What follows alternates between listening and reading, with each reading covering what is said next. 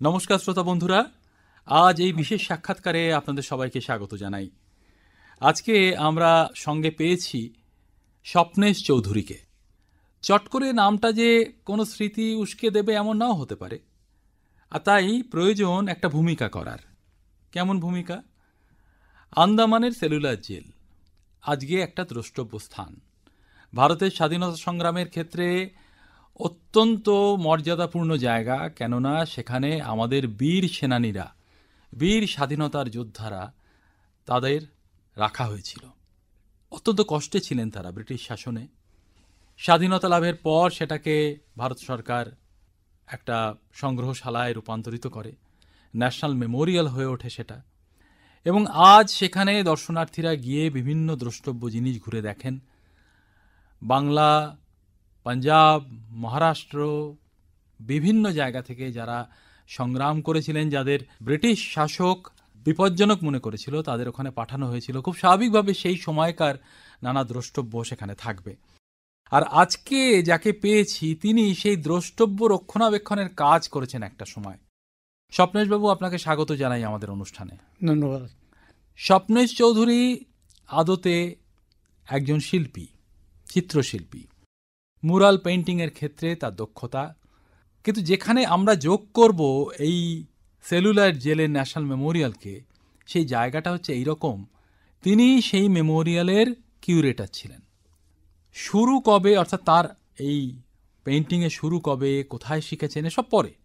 আগে আমরা শুনি যে এই ভূমিকায় আপনাকে কি কাজ করতে হয়েছিল, কি অভিজ্ঞতা হয়েছিল, ছোট করে যদি বলেন আমাদের। এইটাতে হচ্ছে আমি তো টিচিংয়ে করাতাম, সেখান থেকে আমাকে পোস্টিং করা হলো সেলুলার জেলে কিউরেটর হিসেবে।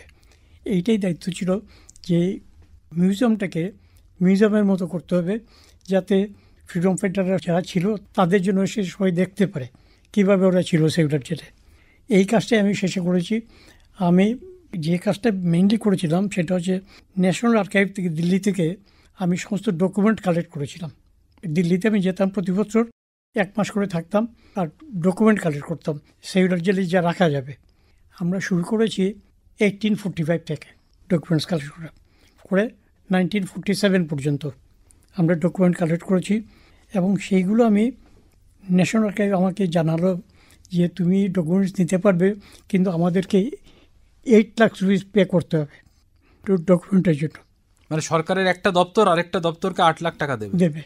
তবে তোমাকে আমরা এই ডকুমেন্টস দেবো, কিন্তু ডকুমেন্টসগুলো এমনিতে দেবো না, মাইক্রোফিল্মে দেবো। কারণ মাইক্রোফিল্মের ব্যবস্থা আমাদের কাছে নেই।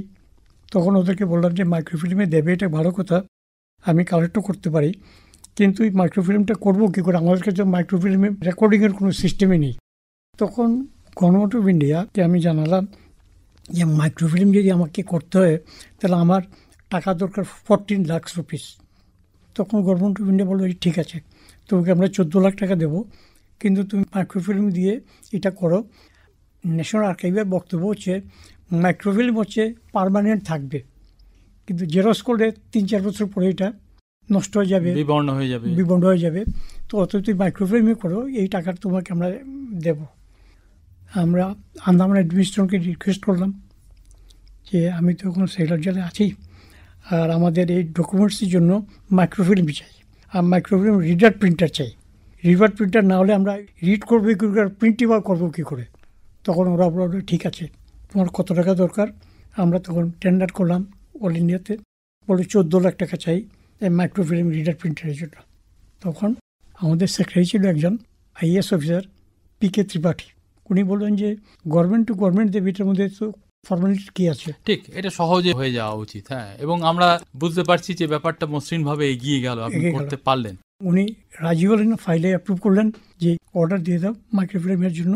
মাইক্রোফিল্ম রিডার প্রিন্টার সব জায়গাতে পাওয়া যায় না, তোমাকে হয় USA থেকে আনতে হবে, নাহলে জার্মানি থেকে আনতে হবে। আমি বললাম যে আমাকে তাহলে টেন্ডার করতে হবে, টেন্ডার করতে তো কয়েক লাখ টাকা চলে যাবে। বলে না, টেন্ডার করা হোক, কিন্তু মাইক্রোফিল্ম না হলে তুমি ডকুমেন্টস রাখবে কী করে, এত বছরের ডকুমেন্টস রাখতে চাও। তখন লেফটেন্যান্ট গভর্নর এগ্রি করলো যে আমি টাকা স্যাংশন করে দিচ্ছি, তুমি মাইক্রোফিল্ম অর্ডার দাও, আনিয়ে নাও। আনিয়ে নিয়ে মাইক্রোফিল্মে কাজ শুরু হোক। আস্তে আস্তে মাইক্রোফিল্ম এসে গেল।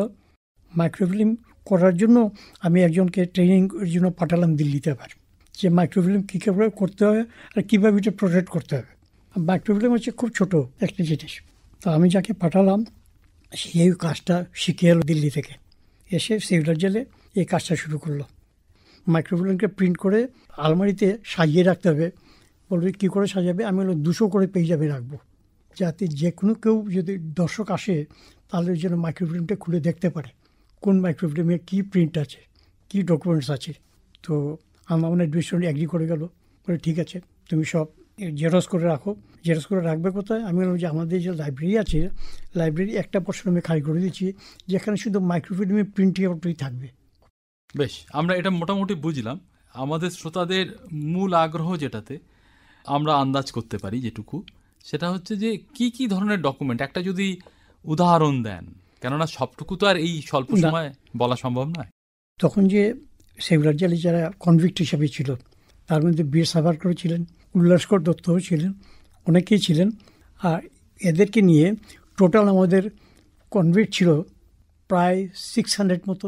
আমরা বললাম এই 600 কনভিক্টের জন্য আমরা যদি প্রিন্ট আউট না নিই তাহলে তাদের নাম আমরা কখনো আর খুঁজে পাবো না।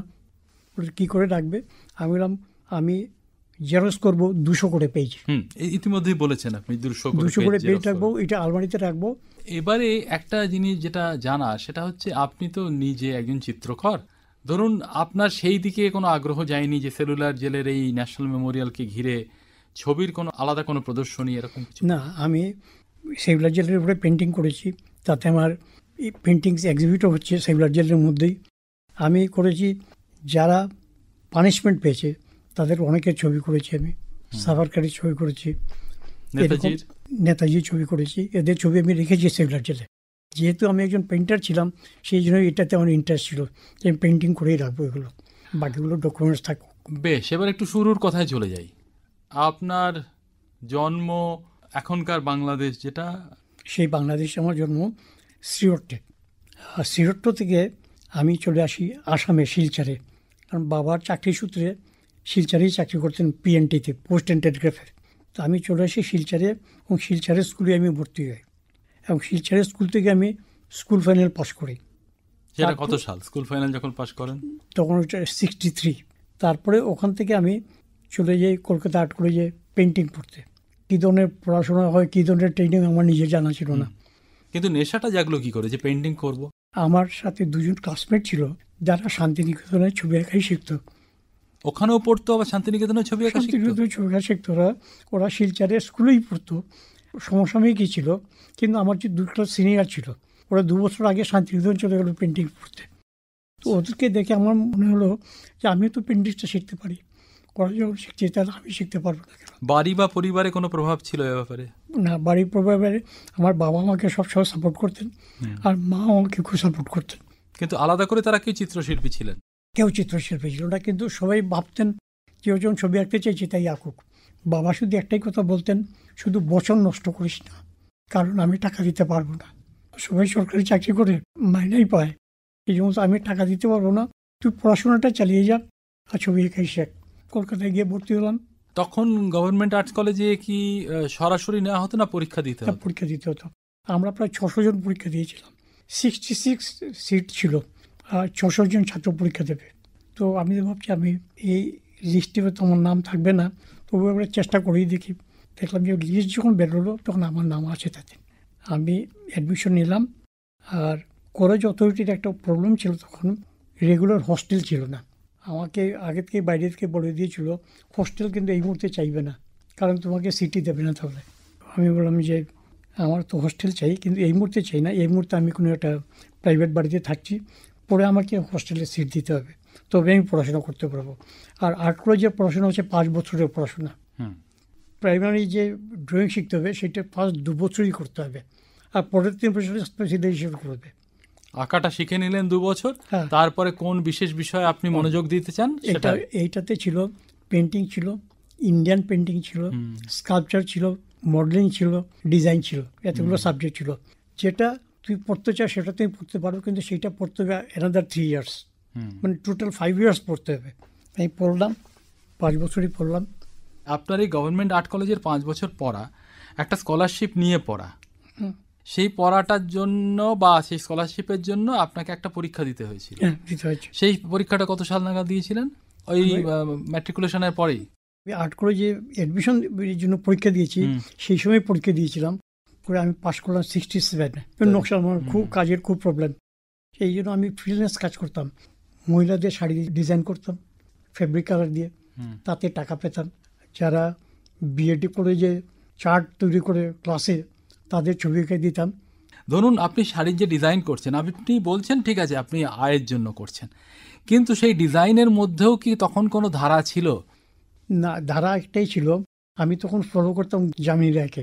জামিনী রায়ের কাজ আমার খুব ভালো লাগতো, আর ওইটার মধ্যে একটা ইন্ডিয়ান স্টাইল ছিল, পটচিত্র, সেইটার উপরে আমি কাজ করতে থাকলাম। এবং এইগুলো শাড়িতে এবং কাপড়ে যে কাজ করলাম, তার জন্য যে আমি আর্থিক সহায়তা পেয়েছি, সেটাতে আমার পড়াশোনার অনেকটা সুবিধা হলো। আচ্ছা, একটা জিনিস জানতে ইচ্ছে করে, আজকে যখন বিভিন্ন শাড়িতে এরকম প্রিন্ট দেখেন বা হাতে কাজ করা দেখেন, তখন কীরকম মনে হয়? নিজের ওই সময়টা মনে পড়ে যায়? আর এইটা মনে হয় যে আমরাও তো এরকম কাজ করেছিলাম তখন, এখন যদি করি আর একটু মডার্ন করে করতে পারতাম হয়তো। আচ্ছা, ঠিক এরকম মডার্ন এখন আমি করতে পারবো না, কিন্তু আগে হলে আমি করতে পারতাম হয়তো এরকম মডার্ন। তখন সেই উদ্যমটা ছিল। দুটো কারণে উদ্যম ছিল, একটা হচ্ছে টাকা রোজগার করতে হবে, আর একটা হচ্ছে ডিজাইন বিভিন্ন রকম করতে হবে।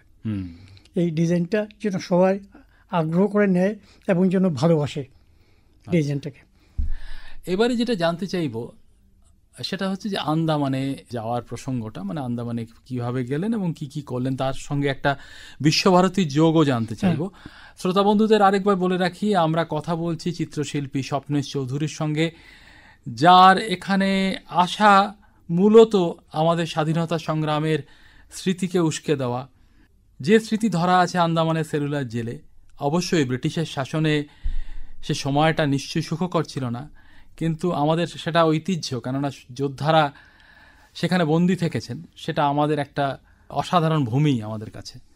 আপনি সেখানে গেলেন, আন্দামানে গেলেন, এবং সেটা সেলুলার জেলেই আপনার কি জায়গা হলো, মানে পড়ানোর লেখানোর? আমার যেটা পোস্টিং হলো প্রথম, টিচার্স ট্রেনিংয়ে হলো। সেটা ইনস্টিটিউটটা কোথায়? এটা হচ্ছে পোর্ট ব্লেয়ার টিচার্স ট্রেনিং, যেখানে প্রাইমারি স্কুল টিচারদের ট্রেনিং হতো। আচ্ছা, টিচার হওয়ার জন্য যে ট্রেনিং হতো, সেইখানে আমি জয়েন করলাম অ্যাজ এ টিচার। ওখানে আমি 18 বছর কাজ করেছি। যেমন এখনও আমাদের সব জায়গাতেই ব্যাচেলার অফ এডুকেশন হয়, প্রাইমারির জন্য ট্রেনিং হয়, সেই রকমই ট্রেনিং। আচ্ছা, কয়েক বছর পরে এটা বিএড কলেজ হয়ে গেল। আমি তাতেও কিছুদিন কাজ করলাম। তারপরে ওখান থেকে একটা গভর্নমেন্ট অফ ইন্ডিয়া ফেলোশিপ পেলাম, মুরাল এবং ফ্রেস্কো পেন্টিংয়ের উপর একটা ফেলোশিপ পেলাম। আমি চলে গেলাম বিশ্বভারতী 2 বছরের জন্য, ওই মুরাল পেন্টিং করবো বলে বা শিখবো বলে। ওখানে আমি করলাম। তখন আপনাদের শিক্ষকদের মধ্যে কে ছিল, মানে কাকে আমরা মানে মনে করতে পারি বা মানুষ সহজে চিনতে পারেন? গোপাল ঘোষ। আচ্ছা, বাহ। উনি টিচার হিসেবে খুব পপুলার ছিলেন। আর উনার একটা কোয়ালিটি ছিল, উনি কখনো বসে থাকতেন না। উনার ক্লাসরুমের মধ্যে একটা টেবিল চেয়ার ছিল কোনাতে, ওখানে উনি সবসময় ড্রয়িং করতেন, আর ড্রয়িং করতেন পেস্টিল দিয়ে। আমাদের খুব ভালো লাগতো এই কাজটা। আর উনার দেখে আরও ভালো লাগতো যে উনি সকালে এসে যে স্টুডিওতে বসতেন, সারাদিন কাজই করতেন। আচ্ছা, ধরুন আপনার অনুষ্ঠান যারা শুনছেন তারা এই চিত্রশিল্প নিয়ে বিশেষ কিছু জানেন না, তাদের এই মুরাল পেইন্টিং যদি শোনানো হয় কথাটা, তাদের মনে হবে কি হতে পারে। আপনি যদি একটু ধরিয়ে দেন, মুরাল পেইন্টিং বলতে কি বোঝায়? এটা হলো দেওয়াল চিত্র যেটা হয়েছে অজন্তাতে, সেগুলো মুরাল পেইন্টিং। মুরাল পেইন্টিংয়ের ধরন আছে, মুরাল কিভাবে আপনি করছেন। একটা হচ্ছে ভেজা মাটির উপরে, ভেজা ওয়ালের উপরে আপনি কাজ করতে পারেন, শুকনোর উপরে আপনি কাজ করতে পারেন। ভেজার উপরে আপনি না কাজ করলে সেই কাজটা চিরস্থায়ী হবে না। মুরাল এবং ফ্রেস্কোতে 2 রকম কাজ হয়। শুকনো মাটির উপরে, শুকনো দেওয়ালের উপরে কাজ হতে পারে, ভেজা দেওয়ালের উপরে কাজ হতে পারে। ভেজা দেওয়ালের উপরে কাজ করতে হলে যেদিন আপনি সিমেন্ট বা বালি যাই লাগাবেন, ভেজা থাকতেই রং লাগিয়ে দিতে হবে, নাহলে রং থাকবে না। রং যখন শুকিয়ে যাবে তখন দুধের শরীরের মতো উঠে আসবে। মানে ভেজা টেক্সচারটা না পেলে সেটা গ্রিপ করবে না, কালারটাকে গ্রিপ করবে না। আর এইটার সাথে মেশাতে হবে চুন, বালি আর চুনের জল মেশালে পরে এইটা ওয়ালের যে সারফেসটাকে তাকে ধরে রাখবে, এটা উঠবে না। কিন্তু যদি শুকনো হয়ে যায় তাহলে কিন্তু রং থাকবে না। আর মুরালে যেটা হয়, আজকাল তো কেমিক্যাল অনেক রং পাওয়া যায়, তখন কেমিক্যাল রং পাওয়া যেত না বলে ওই গাছের পাতা দিয়ে ঘষে গ্রিন কালার করতো, হুম, বা নীল গাছটা কিছু হলে তার থেকে নীল রং বের করতো, কাঠকয়লা দিয়ে কালো রং করতো, এরকম আগে করতো। যেহেতু টেকনিক্যাল নোহাওটা ছিল না আমাদের, আমরা জানতে পারিনি টেকনিক্যালি কী কী কালার থেকে কী কালার হবে। হুম, কিন্তু এইভাবেই কাজ শুরু হয়েছে।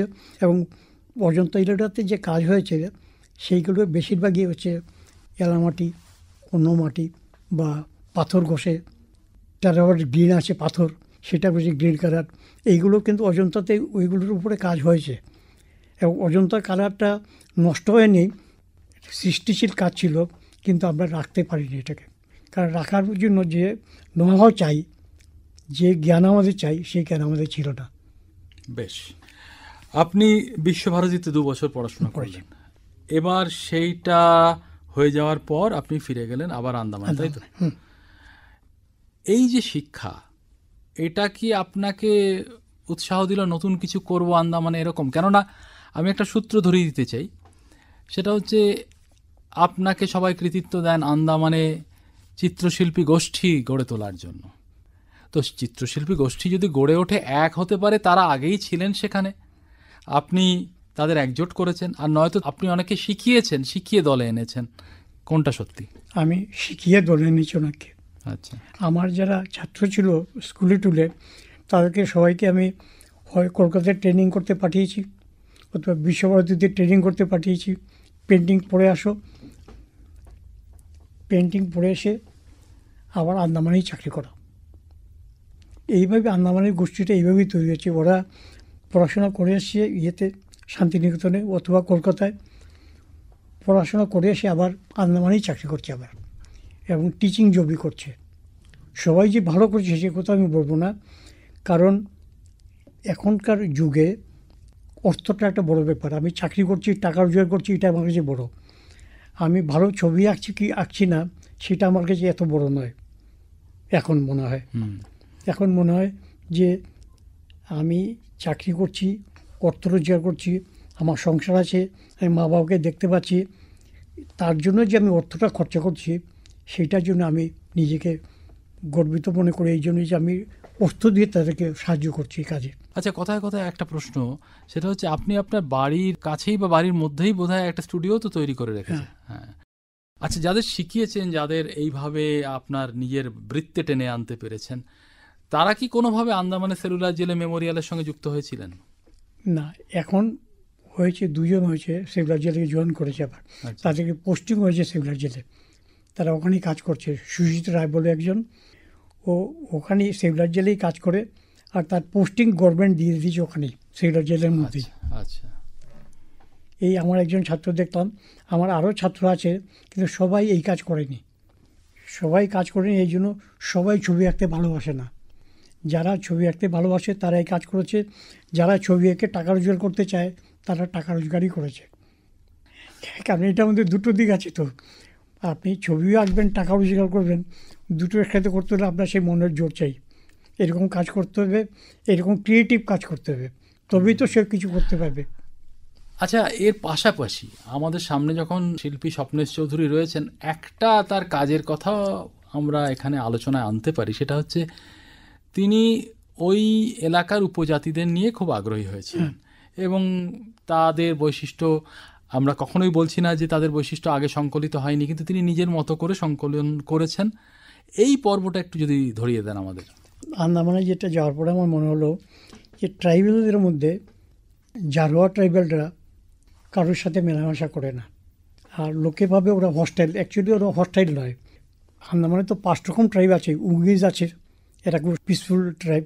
নিকোবরিজ আছে, নিকোবরিরা তো এডুকেশন নিয়ে নিয়েছে পুরো, ওরা তো অ্যাকচুয়ালি খ্রিস্টান হয়ে গেছে সব, ওরা খ্রিস্টানিটিকে নিয়ে নিয়েছে, সেই নিয়ে ওরা পড়াশোনাও করে। আর যেটা হস্টাইল ট্রাইবের মধ্যে একটা ট্রাইবেল আছে সেন্টিনালিস্ট, কিন্তু সেন্টিনালিস্ট কারোর সাথে মেলামেশা করে না। যদি গভর্নমেন্ট ওদেরকে সাহায্য করতেও চায়, খাবার দিতেও চায়, তার নিতে চায় না ওরা। ওদেরকে যে খাবার দেয় ওরা কী করে, ফুল মুন ডেতে মানে পূর্ণিমার দিন ওরা ভাত রান্না করে যায়, নৌকো করে ভাত ওদের গ্রামে পৌঁছে দিয়ে আসে, যদি ওরা খায়। কিন্তু অনেক সময় দেখা যায় ওরা খায় না, ওটা আশা করে না। ওরা ওদের মতো সমুদ্রের মাছ খায়, শুয়োরের মাংস খায়, এগুলোই খায়। কিন্তু আমরা যে ভাত ডাল সবসময় খাই সেটা ওরা সবসময় খায় না, ওরা ওদের মতো খায়। এদের সম্পর্কে মানুষকে জানানোর যে আগ্রহ সেটা কেন তৈরি হলো আপনার আলাদা করে? এই জন্য তৈরি হলো যে আমি ওদেরকে কাছাকাছি দেখলাম, অনেক ট্রাইবালদেরকে দেখলাম যে ওরা সত্যিকারের হস্টাইল নয়, কষ্টের কার্যকারণে ওরা হস্টাইল হয়েছে। আর মেন কারণ হচ্ছে ড্রিঙ্কিং ওয়াটার। ড্রাই সিজনে যখন ড্রিঙ্কিং ওয়াটারের ক্রাইসিস হয় তখন ওরা জঙ্গল থেকে গ্রামের দিকে নেমে আসে, নেমে এসে ওরা খুঁজতে থাকে জল কোথায় পাবে, সেইভাবে ওরা হস্টেল হয়েছে। তখন যদি তীর ধনুক দিয়ে কাউকে মেরে থাকে এই কারণেই মেরেছে, অন্য কারণে মারেনি। মানে তাদের সম্পর্কে যে ভুল ধারণা সেটা আপনি ভাঙতে চেয়েছিলেন। ওই ভুল ধারণা এই জন্য ওরা সত্যি তো হস্টেল নয়, ওরা খাবার পায় না বলে হস্টেল। ইদানিং যেটা আরেকটা প্রবলেম মধ্যে রয়েছে, এই সেটেলমেন্টরা ট্রাইবেলদের এরিয়াতে সব পেরে নিয়ে চলে আসছে। খাওয়ার জিনিস যা পাওয়া যায় ওরা কি খায়, কলা খায়, মাছ খায়, সমুদ্রের অন্য কিছু খায়। কিন্তু আমরা যখন যাচ্ছি আমরা ওখান থেকে মধু নিয়ে আসছি, মধু, কারণ উঙ্গিজদের একটা ইয়ে আছে, ওরা যাই খাবে মধু দিয়েই খাবে। আমরা ওদের কাছে মধু পেরে নিয়ে আসছি গাছ থেকে, আমরা যা খাচ্ছি ওরা যেটা খায় সেটা আমরা মধু মিশিয়ে খেয়ে নিচ্ছি। তো ওদের তো ক্রাইসিস হচ্ছে খাবার, এই খাবার ক্রাইসিস হচ্ছে বলেই ওরা হস্টাইল হচ্ছে। তাহলেই ওরা তীর ধনুক দিয়ে মারছে বা ইনজিওর করছে কাউকে, কিন্তু বেসিক্যালি ওরা কেউই হস্টাইল নয়। তো আপনার জীবনের যে গতিপথ, যেভাবে আপনি নিজেকে বিভিন্ন জায়গায় ছড়িয়ে দিয়েছেন এবং যেভাবে সৃষ্টিশীল কাজের সঙ্গে যুক্ত থেকেছেন, যার মধ্যে অবশ্যই এই আন্দামানের সেলুলার জেল, তার সঙ্গে জড়িয়ে থাকা ন্যাশনাল মেমোরিয়াল উল্লেখযোগ্য, এটা আমাদের বেশ বিস্মিত করে। মানে অনেক দিকে নিজেকে ছড়িয়েছেন আপনি। আমাদের শ্রোতারা আপনার কথা শুনলেন, সীমিত সময়ের মধ্যে তারা জানলেন আপনার সম্পর্কে, জানলেন আন্দামানের কাজ সম্পর্কে। মৈত্রীর যারা বন্ধু তারা জানলেন বাংলাদেশে জন্ম নেওয়া একজন মানুষ কীভাবে আস্তে আস্তে নিজেকে ছড়িয়ে দিয়েছেন সৃষ্টির নানা ক্ষেত্রে।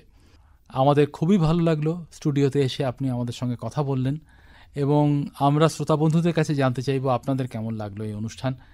চিঠি লিখতে বা ইমেল করতে ভুলবেন না। আজকের অনুষ্ঠানে আমাদের অতিথি স্বপ্নেশ চৌধুরীকে অসংখ্য ধন্যবাদ জানিয়ে শেষ করছি। নমস্কার।